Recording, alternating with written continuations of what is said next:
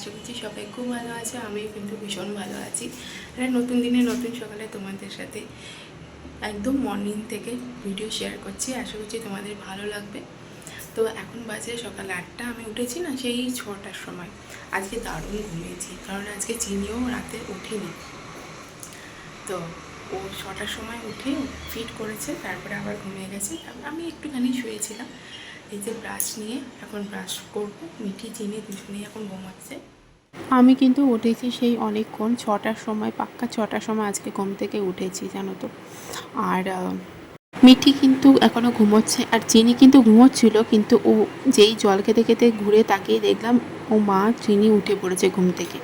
তো কি করব, আমি ভাবলাম যে একটুখানি গিয়ে আবার চিনির পাশে শোবো।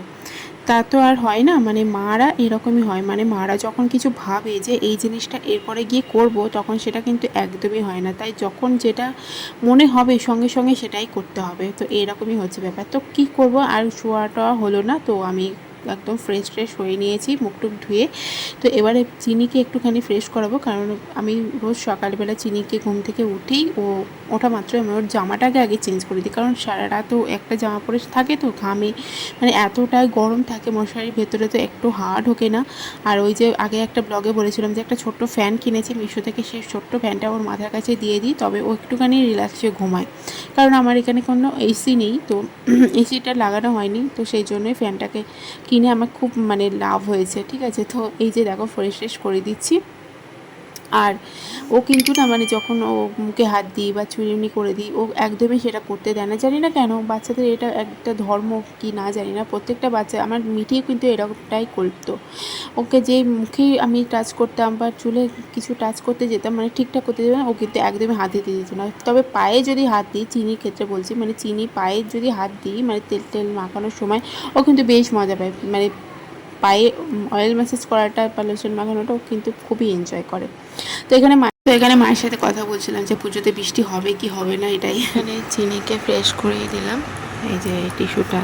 আর এই চিনি মিঠিকে এই ক্রিমটা মাখাই, মামা আর্থের, উল্টো লাগছে মনে হয়। এই যে মামা আর্থের এই ক্রিমটা মাখাই, ড্রাই স্কিন, যেহেতু বেবিদের স্কিন একটু ড্রাই হয়, তো ড্রাই স্কিন এটা মাখালে না বেবিদের স্কিনটা একটু সফট সাফল থাকে। খুব ভালো এই ক্রিমটা। একবার মানে দামটা তোমার বলে দিই, মানে দামটা হচ্ছে, দেখেছো ফোকাস নিচ্ছে না, আরে নে রে ভাই, এই যে নিয়েছে 399 টাকা। এটা নিয়েছে ওই 350 মতন নিয়েছে, অ্যামাজন থেকে নিয়েছি। বাট এটা না মানে 200 গ্রামের বটল, ডিব্বা 200 গ্রামের। এই যে 200 গ্রামের অনেকটা কোয়ান্টিটি থাকে, মানে পুরো ভর্তি হয়ে থাকে এটা। ঠিক আছে, অনেক দিন চলে যায় প্রায়। আমার তো মোটামুটি বেবিদের স্কিনে তো বেশি লাগে না, মিঠিকে মাখাতাম, আমার তো প্রায় 6 মাস চলে যেত। আর এখন দুজনকে মাখাচ্ছি, মিনিমাম 3 মাস তো যাবেই, তারও বেশি যাবে, মিনিমাম 4 to 5 মান্থ তো হয়েই যাবে। তো এটাই। আর ওইদিকে মা চা দিয়ে গেছে, কারণ ক্যামেরাটা এমন না সবসময় মানে ফোকাস নিতে চায় না। চা খাবো। মিঠি ওদিকে এখনও ঘুমোচ্ছে, জাস্ট চিনিকে একটু রেডি করে দিলাম। দেখছো সরে দিদির পায়ের কাছে চলে যাচ্ছে, মুখটা দেখো কেমন করছে। তোকে একটু সাইডে রেখে চাটা খেয়ে নেবো, তারপরে একটু ফিট করাবো। অনেকক্ষণ খেয়েছে, সেই 6টার সময়। তারপরে এখন বাজে হচ্ছে 8:30। মিঠি এখনও ওঠেনি, ঘুমোচ্ছে। তারপর মিঠিকে উঠলে ওকে খাওয়াবো। চিনিকে তো ফ্রেশ করিয়ে পাশে শুয়ে রেখেছি, এখন এই চাটা খেয়ে নেবো। অনেকক্ষণ মা দিয়ে গেছে, চাটা ঠান্ডা হয়ে যাচ্ছিলো। আগে আমি মানে যখন সদ্য চিনি ডেলিভারি হয়ে বাড়ি আসছিলাম, তখন আমি সকালে হরলিক্স খেতাম। তোমরা হয়তো দেখেছো আগে কোনো ব্লগে, ডেলিভারির পরে। তো এখন আর মানে ওই সব হরলিক্স আমার আর একদমই ভালো লাগে না। মানে ছোটো থেকে বড় হয়েছি, প্রচুর হরলিক্স কমপ্লেন খেয়েছি, তারপরে কিন্তু এখন ছাড়া তো আর একদমই ভালো লাগে না এসব খেতে। জন্য সুজি বানিয়ে দিল, সুজি কয়লা দিয়ে এখন ওকে খাওয়াবো। বাজে দেখো এখন 9:45।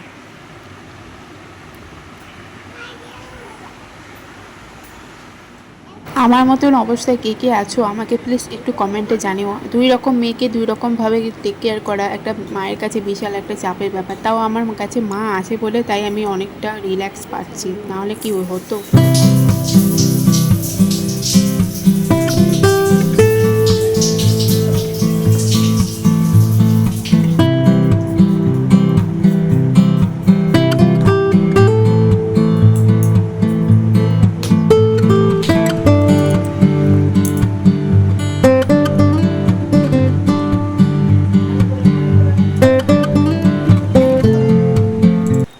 আজকে সকাল সকাল স্নান করে নিয়েছি, মিঠিকেও স্নান করে দিয়েছি। আসলে মিঠির গায়ে তো অনেকদিন আগে একটু র্যাশ ট্যাশ বেরিয়েছিল, তো একটা লোশন মাখাতে হয় রাত্রেবেলা, যে টাইমে মাখাবো সকালে সেই টাইমে সাবান দিয়ে মাখিয়ে ওটাকে তুলে দিতে হবে। তো তার সাথে সাথে আমিও স্নান করে নিই। তখন বলছিলাম একটা পার্সেল আসার কথা আছে, বলেছি কি আমার ঠিক খেয়াল করছে না, তো পার্সেলটা দিয়ে গেছে সকালে, এই এতক্ষণে খুললাম পার্সেলটা। তো কী আছে দেখি, এটা কিন্তু খোলা হয়ে গেছে, মানে খুলে দেখে নেওয়া হয়ে গেছে, তোমাদের সাথে জাস্ট শেয়ার করবো বলে আবার এই বেগটা ভরে, কারণ পার্সেলটা আসলে আমার মেয়ে আর সেটাকে রাখে না, কতক্ষণে খুলবে সেটাকে, আসা মাত্রই খুললে তার দেখা হয়ে গেছে। চলো তোমাদেরকে দেখাই কী এসছে। আমি আমার স্কিন কেয়ারের জিনিসপত্রগুলো একটু চেঞ্জ করেছি, মানে আমি আজ থেকে মিনিমাম 5-6-7 বছর আগে যে স্কিন কেয়ারের জন্য যা যা ইউজ করতাম সেইগুলো আবার আমি রিপিট করছি, ঠিক আছে? তো তোমাদেরকে দেখাই তারপরে বলবো। দেখো পার্সেলটা দেখায় কি আছে এর ভেতরে।